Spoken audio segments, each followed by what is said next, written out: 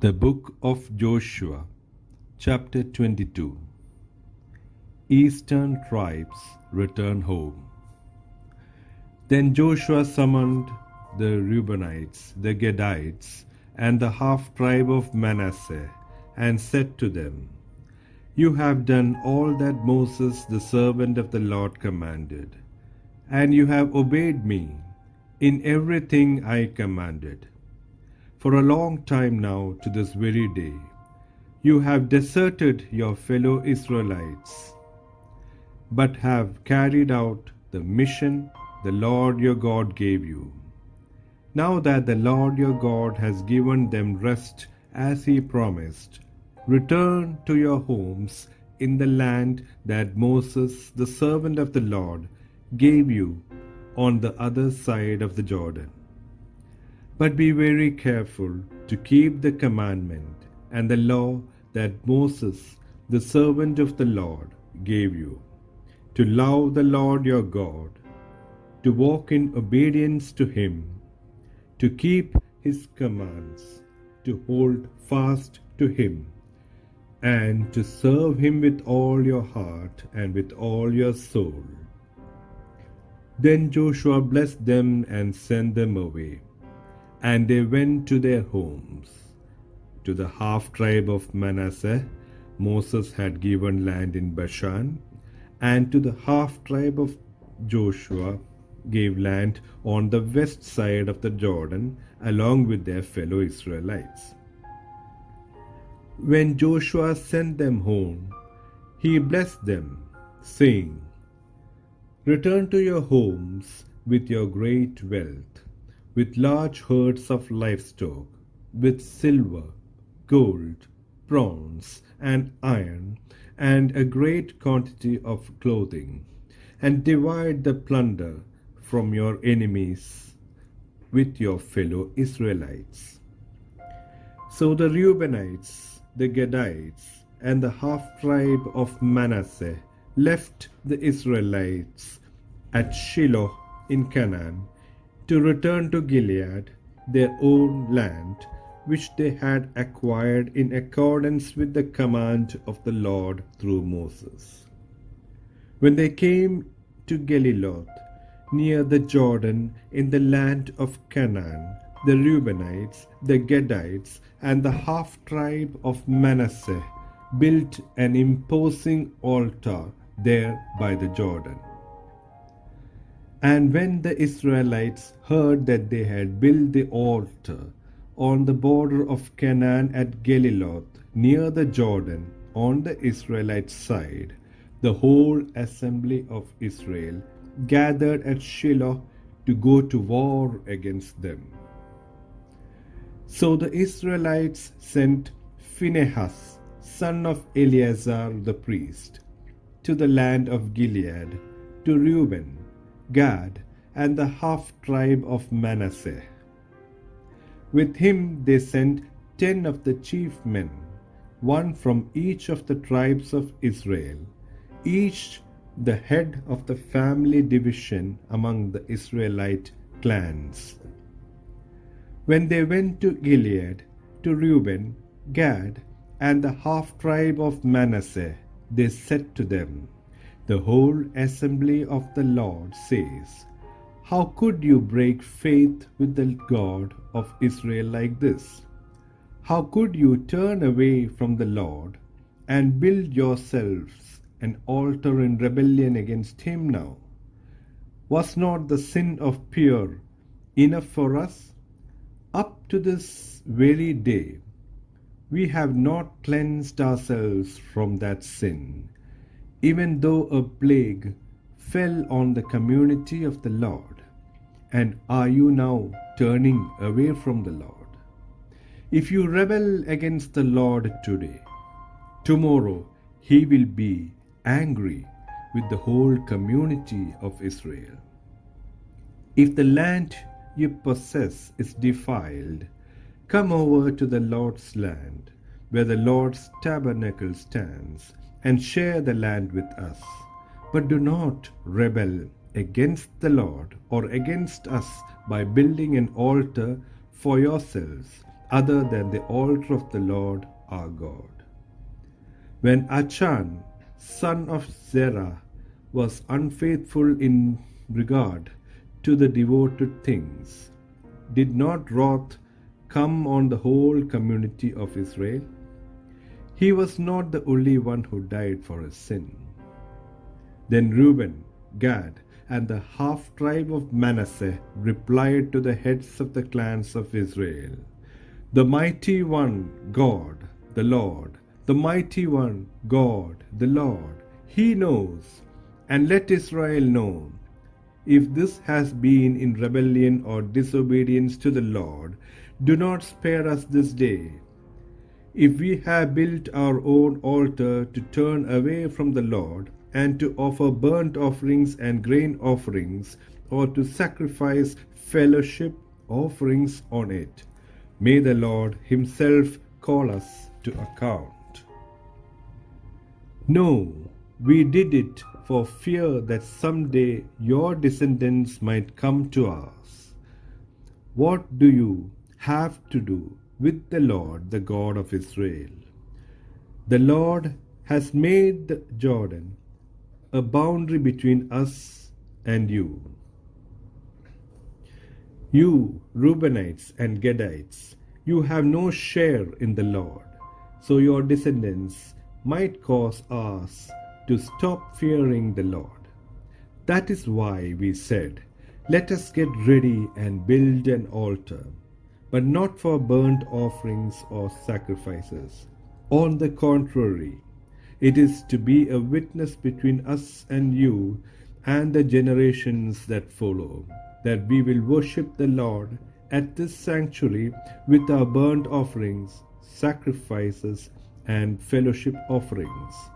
Then in the future, your descendants will not be able to say to us, "You have no share in the Lord."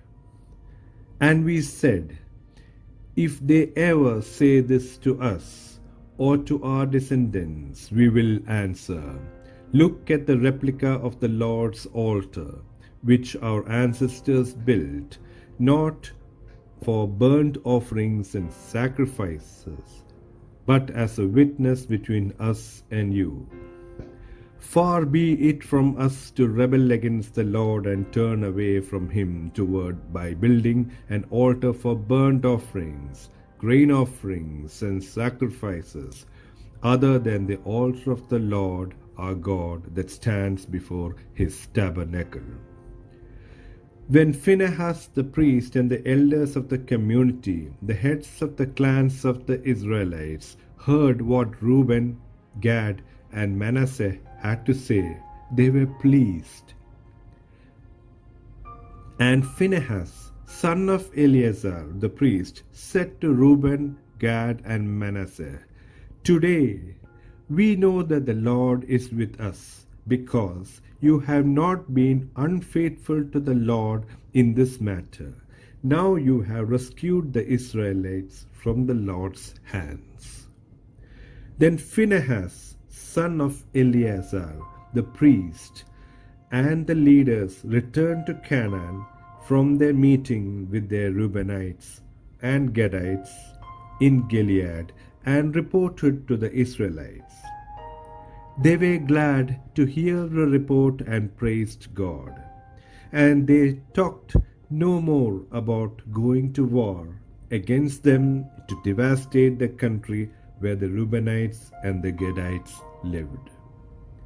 And the Reubenites and the Gadites gave the altar this name, a witness between us that the Lord is God. The book of Joshua, chapter 23.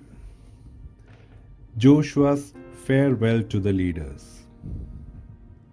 After a long time had passed, and the Lord had given Israel rest from all their enemies around them, Joshua, by then a very old man, summoned all Israel, their elders, leaders, judges, and officials, and said to them, "I am very old. You yourselves have seen everything the Lord your God has done to all these nations for your sake. It was the Lord your God who fought for you. Remember how I have allotted as an inheritance for your tribes all the land of the nations that remain, the nations I conquered, between the Jordan and the Mediterranean Sea in the west. The Lord your God himself will push them out for your sake. He will drive them out before you, and you will take possession of their land as the Lord your God promised you. Be very careful. Be careful to obey all that is written in the book of the law of Moses, without turning aside to the right or to the left. Do not associate with these nations that remain among you. Do not invoke the names of their gods or swear by them. You must not serve them or bow down to them, but you are to hold fast to the Lord your God as you have until now. The Lord has driven out before you great and powerful nations. To this day, no one has been able to withstand you. One of you routs 1,000, because the Lord your God fights for you just as he promised. So be very careful to love the Lord your God. But if you turn away and ally yourselves with the survivors of these nations that remain among you, and if you intermarry with them and associate with them, then you may be sure that the Lord your God will no longer drive out these nations before you. Instead, they will become snares and traps for you, whips on your backs and thorns in your eyes, until you perish from this good land, which the Lord your God has given you. Now I am about to go the way of all the earth. You know with all your heart and soul that not one of all the good promises the Lord your God gave you has failed. Every promise has been fulfilled, not one has failed.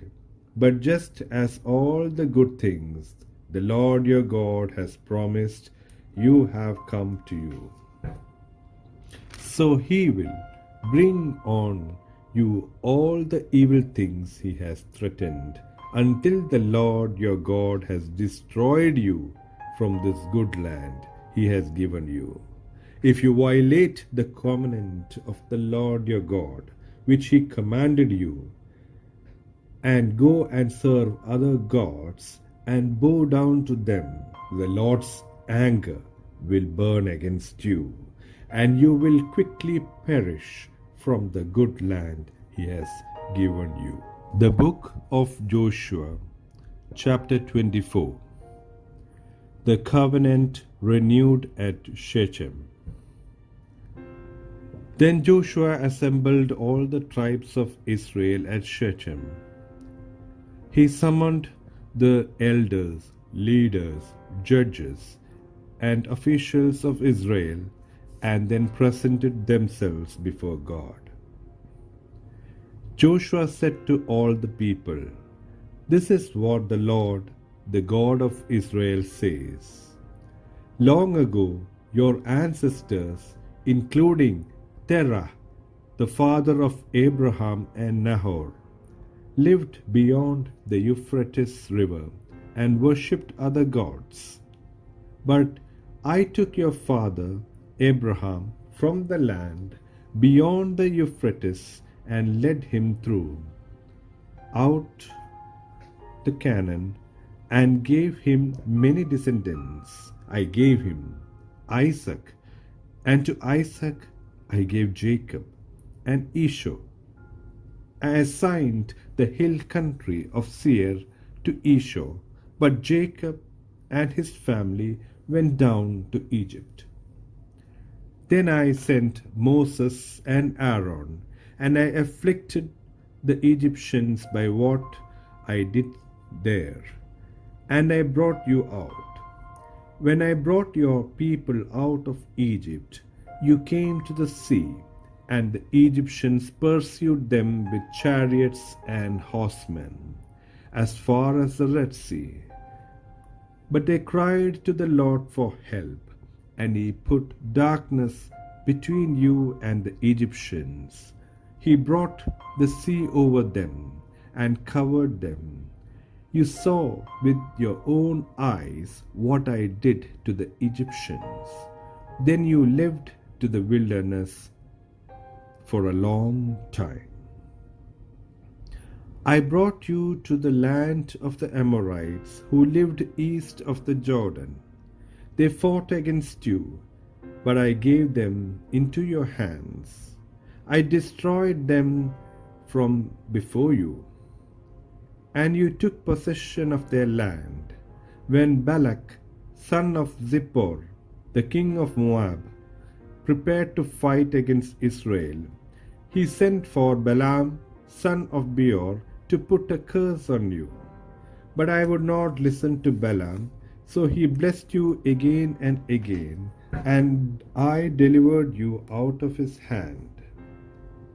Then you crossed the Jordan and came to Jericho. The citizens of Jericho fought against you, as did also the Amorites, Perizzites, Canaanites, Hittites, Girgashites, Hivites, and Jebusites, but I gave them into your hands. I sent the hornet ahead of you, which drove them out before you. Also, the two Amorite kings. You did not do it with your own sword and bow. So I gave you a land on which you did not toil, and cities you did not build, and you live in them and eat from vineyards and olive groves that you did not plant. Now fear the Lord and serve him with all faithfulness. Throw away the gods your ancestors worshipped beyond the Euphrates River and in Egypt, and serve the Lord. But if serving the Lord seems undesirable to you, then choose for yourself this day whom you will serve, whether the gods your ancestors served beyond the Euphrates, or the gods of the Amorites in whose land you are living. But as for me and my household, we will serve the Lord. Then the people answered, Far be it from us to forsake the Lord to serve our gods. It was the Lord our God himself who brought us and our parents up out of Egypt from that land of slavery, and performed those great signs before our eyes. He protected us on our entire journey and among all the nations through which we traveled. And the Lord drove out before us all the nations, including the Amorites, who lived in the land. We too will serve the Lord, because he is our God. Joshua said to the people, You are not able to serve the Lord. He is a holy God. He is a jealous God. He will not forgive your rebellion and your sins. If you forsake the Lord and serve foreign gods, he will turn and bring disaster on you and make an end of you after he has been good to you. But the people said to Joshua, No, we will serve the Lord. Then Joshua said, You are witnesses against yourself that you have chosen to serve the Lord. Yes, we are witnesses, they replied. Now then, said Joshua, throw away the foreign gods that are among you, and yield your hands to the Lord, the God of Israel. And the people said to Joshua, We will serve the Lord our God and obey him. On that day, Joshua made a covenant for the people, and there at Shechem he reaffirmed for them decrees and laws. And Joshua recorded these things in the book of the law of God. Then he took a large stone and set it up there under the oak near the holy place of the Lord. See, he said to all the people, this stone will be a witness against us. It has heard all the words the Lord has said to us. It will be a witness against you if you are untrue to your God. Then Joshua dismissed the people, each to their own inheritance, buried in the promised land. After these things, Joshua, son of Nun, the servant of the Lord, died at the age of 110. And then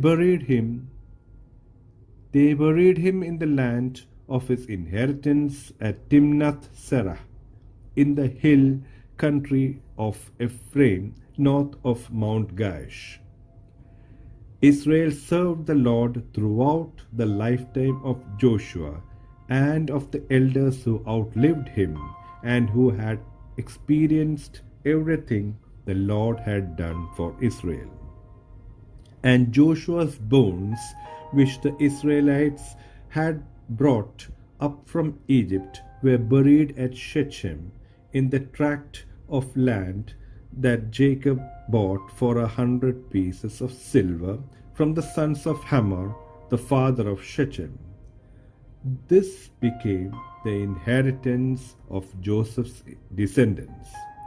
And Eleazar, son of Aaron, died and was buried at Gibeah, which had been allotted to his son Phinehas in the hill country of Ephraim.